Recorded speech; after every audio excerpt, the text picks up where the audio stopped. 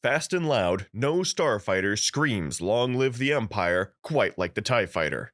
And the same could be said about the company that built it. Today, on College of Lore, we dive into the third member of the Imperial Big Three, Sienar Fleet Systems.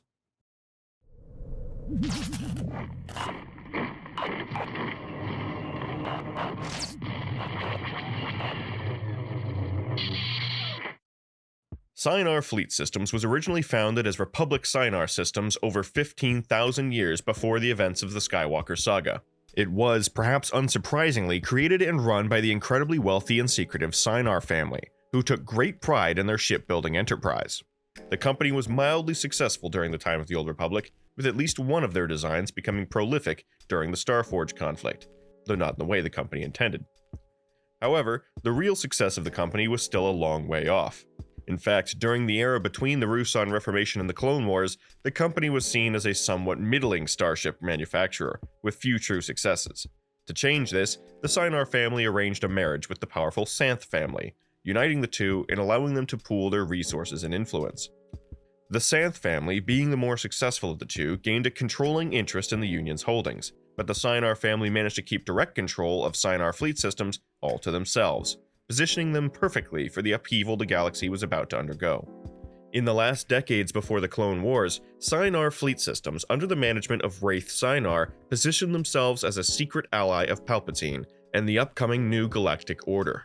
To do this, Wraith created subsidiary companies such as Sienar Design Systems and the Advanced Projects Laboratory to fulfill the less-than-legal needs of the Sith Lord, and buy themselves influence for when the change came. Unfortunately, one of their secret projects was linked back to them before the build-up for the Clone Wars, and the ensuing investigation kept Sienar out of the running for the creation of starships and fighters for the still-secret Republic Navy, leaving Kuat drive yards to gobble up all the contracts. Still, Sienar was at least able to get themselves many deals as a parts manufacturer for Kuat once the Clone Wars kicked off in full, and thanks to their secret deals with Palpatine, once the Galactic Empire was formed, they became the chief contractor for Imperial starfighters and certain other secretive projects. Sienar-designed ships were typically made with an emphasis on speed and firepower. It was the belief of Sienar and his engineers that the best way to win a fight was to strike first and strike hard, never giving your opponent the opportunity to strike you back.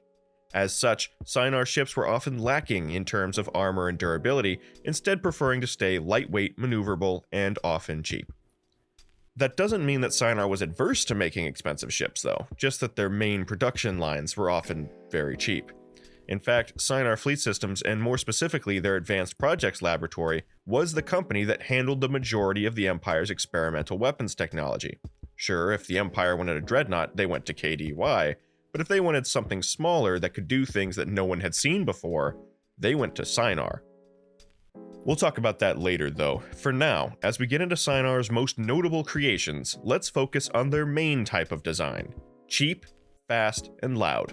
And there is no ship in the galaxy that embodies those words quite like the first ship on our list.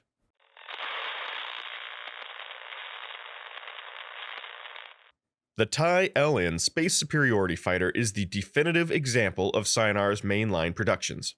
This single-seat fighter was designed to be fast, extremely maneuverable, decently armed, and cheap, with each fighter costing only an estimated 60,000 credits. The minimalist design of the TIE Fighter is famous. It has no shielding, minimal armor, no heavy weapons as standard anyway, and perhaps most controversially, no life support. Although, perhaps at least that last feature or lack thereof makes sense. If you're going to build a fighter with no shields and minimal armor, then perhaps pressurizing the hull and providing an internal atmosphere is a waste of effort, given that there will inevitably be many hull penetrations. None of the TIE Fighter's lacking features, however, actually hamper its role as a space superiority fighter, at least not overly. The TIE Fighter's incredible speed and maneuverability allowed it to outperform the majority of contemporary fighters when it was designed, and its minimalist design meant that maintenance and support costs were kept very affordable, and new units were able to be built en masse with very few resource expenditures. This allowed the Empire to deploy their TIE Fighters in large swarms for massed battles, or in frequent sorties over long patrol periods. The large number of available fighters and high readiness rates gave the Empire a number of tactical options for their naval deployments that a more expensive or more complex fighter would not have been able to provide. And with the Empire having such a large territory to cover, These options were quite valuable to them. However, the most important and most valuable feature of the TIE Fighter was that Sienar designed it as the center of an entire family of vehicles. The TIE Fighter has many cousins, some created right at the beginning of the line, such as the TIE Bomber, and some introduced later, such as the TIE Interceptor. All of these cousin fighters fill more specialist roles in the Imperial Starfighter Corps and are more expensive and advanced than the standard TIE, but they share a huge number of components with their counterparts, allowing the Imperial Logistics Corps to simplify their part shipments and support systems for keeping TIEs flying. This design feature gave the Empire much more flexibility in their force deployments, and cemented the TIE family of vehicles as the center of the Imperial Starfighter Corps for its entire existence.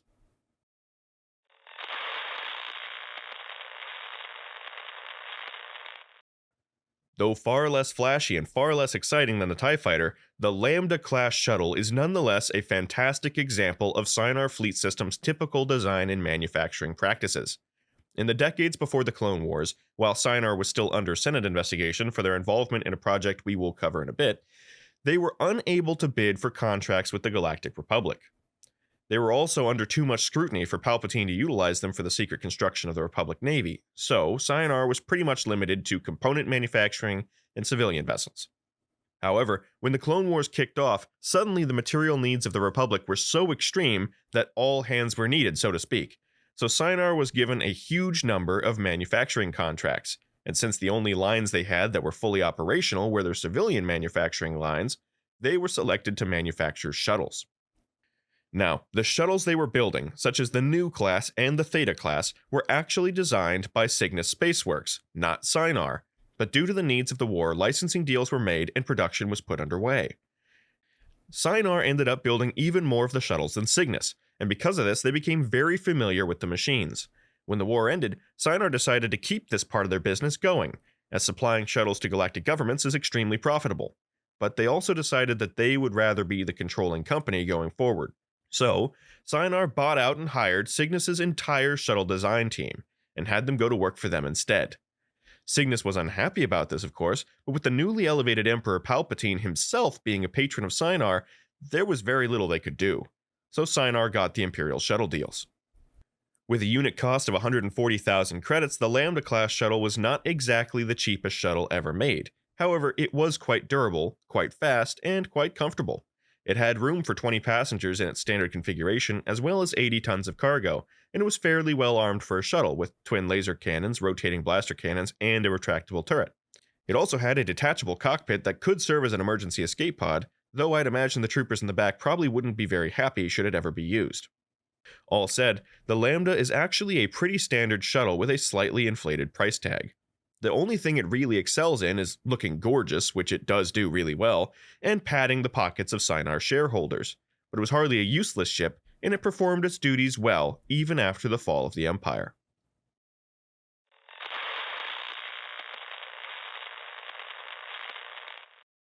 Now we move away from Sienar's mainstream product lines and into the world of Advanced Projects Laboratory, with one of the most useful vessels in the Imperial Navy, the Interdictor-class Star Destroyer. Coming in at 1,100 meters long, this cruiser was one of the Empire's most valuable secret weapons. The reason being, this ship carried 4 powerful gravity well projectors capable of preventing any ships in the nearby area from jumping into hyperspace, and even pulling ships that are already in hyperspace out of it. This capability was extremely valuable to the Empire, which was constantly dealing with hit-and-run tactics from small rebel fleets that were very difficult to pin down. If an interdictor was present, though, the rebels could not escape. The ship was very lightly armed for its size, possessing only 20 quad laser cannons and carrying only 2 squadrons of TIE fighters for defensive purposes. But that was really only to keep the ship safe from stray fighters, since the valuable vessel would typically only be deployed in fleet formations with other warships that are more suited to doing the actual fighting. The interdictor's only job was to keep its gravity projectors working, to keep whatever target the fleet is after from entering into hyperspace. This highly sensitive, highly specialized project was perfect for the designers over at Sienar's Advanced Projects Laboratory. And although the triangular shape and designation as a Star Destroyer means there was almost certainly some involvement from KDY in the project, the majority of the design and manufacturing of the interdictor is very representative of Sienar Fleet Systems when they're trying. This isn't the only ship Sienar's Advanced Projects Laboratory had a hand in creating, though, nor is it the most impressive, because while gravity projectors are indeed a very advanced technology in the Star Wars galaxy, they are not unprecedented. In fact, gravity well generators were extremely common during the reign of the Empire, though incredibly expensive. The real strength of the interdictor was in placing the same abilities as a gravity well generator on board a mobile platform that could sail with the Imperial fleet and only activate the gravity well when needed. A very useful project, but not a miraculous ability. The same cannot be said of some of the Advanced Project Laboratory's other projects.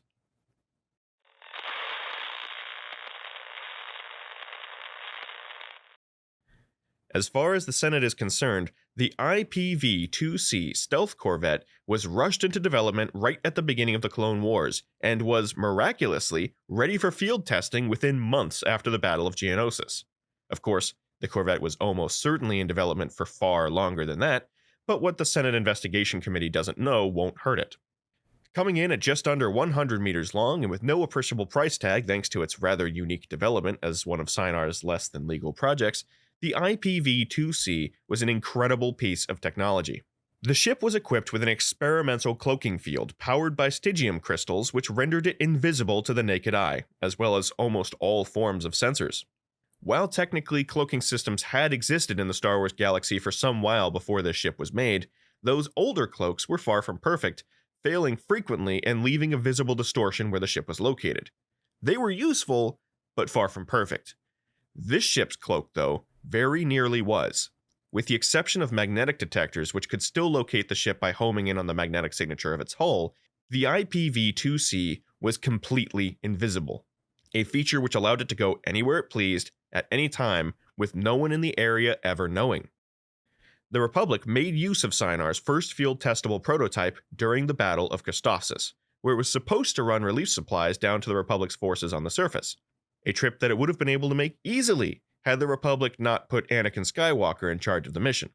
He preferred to make use of the corvette's other abilities, mainly its 4 proton torpedo launchers, to try and destroy the Separatist flagship guarding the planet in an ambush.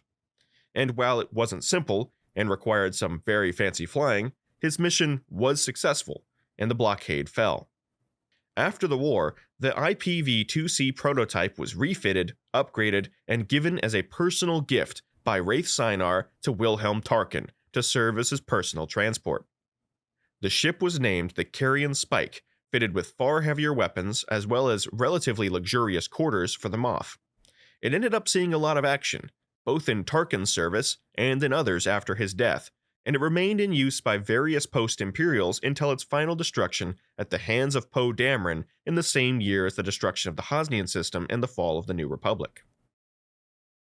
This ship wasn't actually the first one that Advanced Projects Laboratory built with a cloaking system, though, so now it's time to talk about the secret project that got Sienar in so much trouble with the Senate.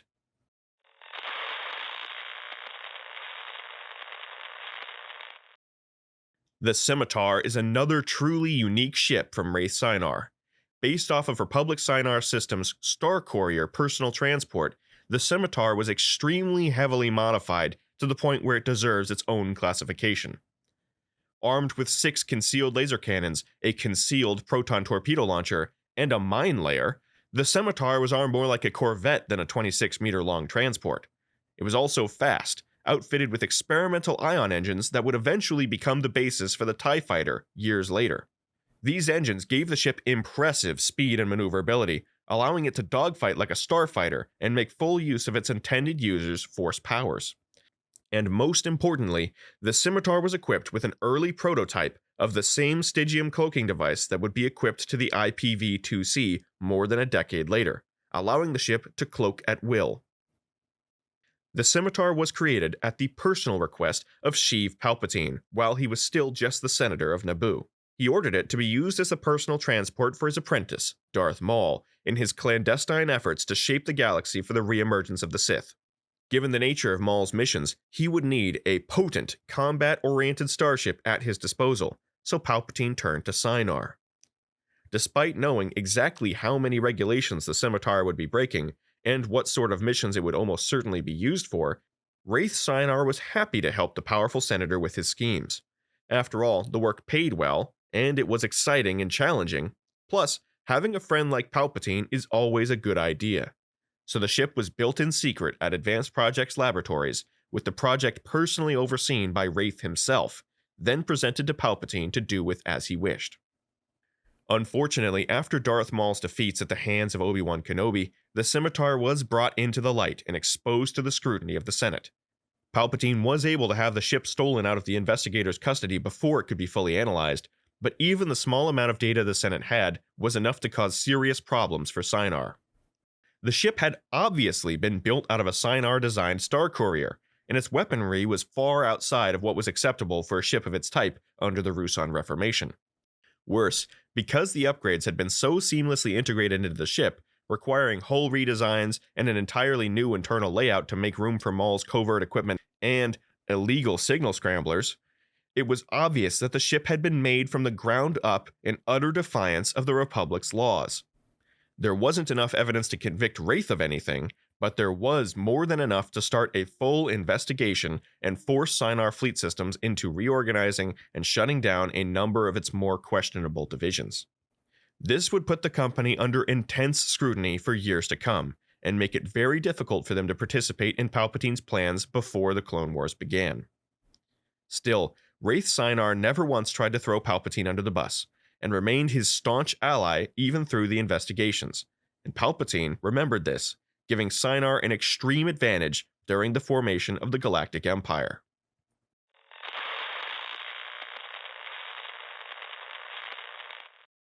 Thanks to the patronage of Palpatine, Sienar Fleet Systems was able to get away with things that practically no other company could during the height of the Empire. They could pressure companies into selling their assets at half value, force planetary governments to pay massive subsidies to line their pockets, and even authorize the invasion and military occupation of minor planets if they had resources the company needed.